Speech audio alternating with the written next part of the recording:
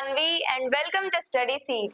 आज हम class 10th economics chapter 5 का टॉपिक 5 पढ़ेंगे, जो हमारे इस चैप्टर का लास्ट टॉपिक भी है, that is taking the consumer movement forward. Consumer movement के ही बारे में हम पढ़ेंगे कि कैसे हम कंज्यूमर मूवमेंट्स को आगे बढ़ा सकते हैं, प्रमोट कर सकते हैं। कंज्यूमर मूवमेंट के बारे में हमने इस चैप्टर में स्टार्टिंग में भी पढ़ा था। कंज्यूमर मूवमेंट वो मूवमेंट है जो कंज्यूमर्स को प्रोटेक्ट करने के लिए बनाए गए हैं। हम लोगों को, जो बायर्स हैं, उन्हें एक्सप्लॉयटेशन से बचाने के लिए जो भी राइट्स दिए गए हैं या जो भी मूवमेंट चलाए जा रहे हैं लोगों को अवेयर करने के लिए अबाउट देयर राइट्स, वो सब कहलाए जाएंगे कंज्यूमर मूवमेंट। कंज्यूमर मूवमेंट ऐसा नहीं है जिसमें हम बहुत ज्यादा स्ट्रगल कर रहे हैं या रैलीज निकाल रहे हैं, प्रोटेस्ट कर रहे हैं, हड़ताल कर रहे हैं, ऐसे कोई मूवमेंट नहीं है। ये मूवमेंट एक तरह से इनविजिबल काइंड ऑफ मूवमेंट है। आप भी इस मूवमेंट में शामिल हो सकते हो। कैसे? एज अ कंज्यूमर अपने राइट्स को जान करके आप अपने राइट्स के बारे में नॉलेज रखोगे और जब दूसरे लोगों को प्रॉब्लम में देखोगे तो आप उनकी भी हेल्प करोगे, उन्हें भी बताओगे कि आप कि कंज्यूमर्स के राइट्स हैं और इनका यूज आप ऐसे कर सकते हो।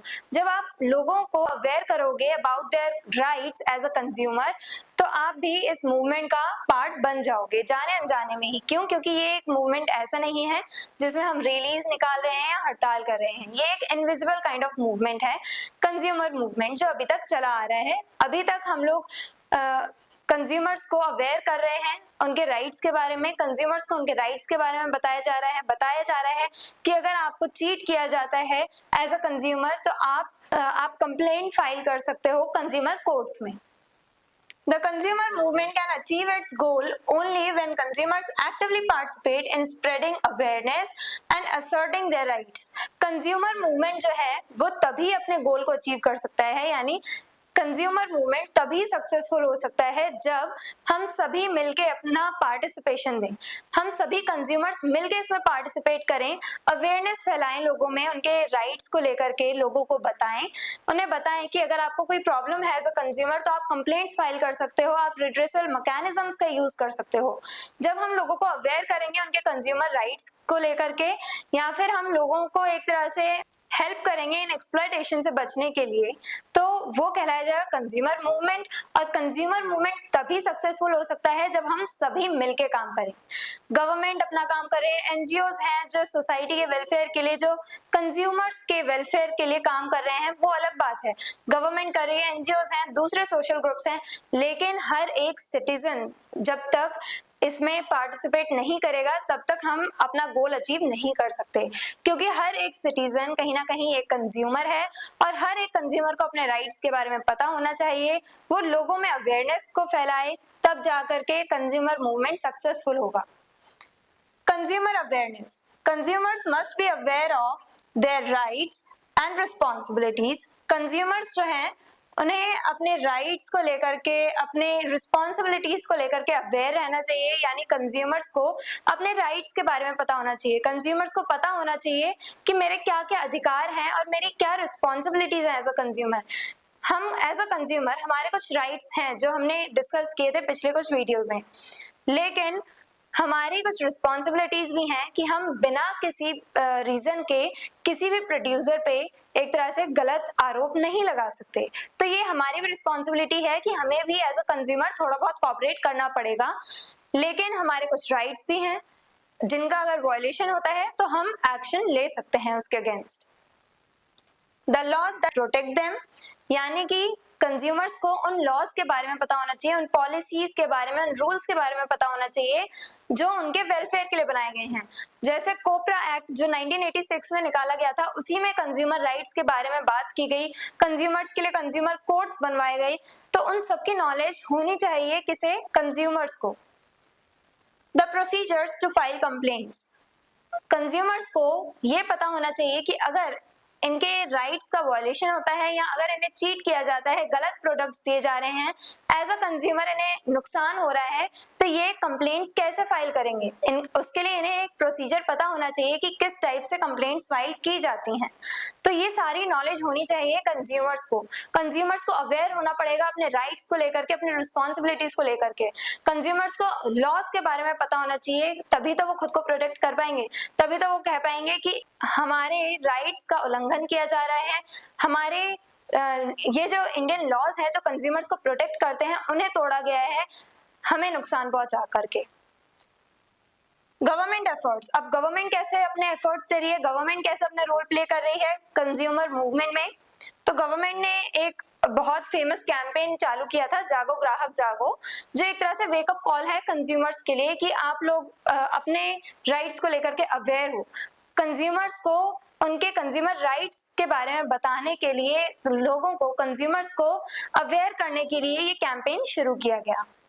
देन क्वालिटी सर्टिफिकेशन मार्क्स, जो हमने पिछली ही वीडियो में देखा था, for example ISI mark, egg mark और भी कुछ एक्स्ट्रा होते हैं जैसे कि FSSAI मार्क। ये सारे वो मार्क हैं, वो सारे सिंबल्स हैं जो अगर हमें किसी भी प्रोडक्ट पे देखने को मिल जाए तो हम कह सकते हैं कि वो प्रोडक्ट बेस्ट क्वालिटी का है। क्यों? क्योंकि गवर्नमेंट के थ्रू उस प्रोडक्ट को सर्टिफाई किया गया है। गवर्नमेंट ने पहले इंस्पेक्शन किया है उन प्रोडक्ट्स का और बाद में जाकर के उन प्रोडक्ट्स को सर्टिफाई किया है उनकी क्वालिटी की वजह से। तो हाई क्वालिटी प्रोडक्ट्स पे हमें ये क्वालिटी सर्टिफिकेशन मार्क्स देखने को मिलते हैं। ये गवर्नमेंट ने इसलिए स्टार्ट किए क्योंकि गवर्नमेंट चाहती थी कि कंज्यूमर्स को बचाया जा सके, कंज्यूमर्स इजीली ये आइडेंटिफाई कर सकें कि कौन सा प्रोडक्ट हाई क्वालिटी का है, बेस्ट क्वालिटी का है, तो कंज्यूमर्स उस प्रोडक्ट को खरीदेंगे अपने हिसाब से। Setting up of consumer courts at district, state and national level, government ने ही डिस्ट्रिक्ट, स्टेट और नेशनल लेवल पे कंज्यूमर कोर्ट्स स्टैब्लिश करवाए हैं, सेटअप करवाए हैं, जिससे कि अगर किसी भी कंज्यूमर को कोई प्रॉब्लम है तो वो इन कोर्ट्स में जाकर के अपनी कंप्लेंट्स फाइल कर सके, अपने केसेस फाइल कर सके। और अगर कोई बहुत ही बड़ी प्रॉब्लम है तो नेशनल लेवल तक ये केस जाता भी है।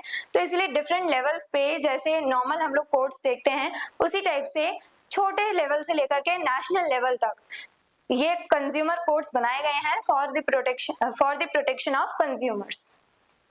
रोल ऑफ कंज्यूमर ऑर्गेनाइजेशंस, अब कंज्यूमर ऑर्गेनाइजेशन के क्या रोल हैं ये हमने पहले भी जाना है, इस चैप्टर में स्टार्टिंग में देखा था हमने कि जो कंज्यूमर्स हैं वो अपने खुद के ऑर्गेनाइजेशंस बना लेती हैं, खुद के ग्रुप्स बना लेती हैं और उसके बाद वो अवेयरनेस कैंपेन्स चालू करते हैं, लोगों को जागरूक करते हैं, उनके राइट्स के बारे में बताते हैं और कुछ बुक्स में आर्टिकल्स पब्लिश करते हैं, ऑनलाइन आर्टिकल्स पब्लिश करते हैं कंज्यूमर राइट्स को लेकर के।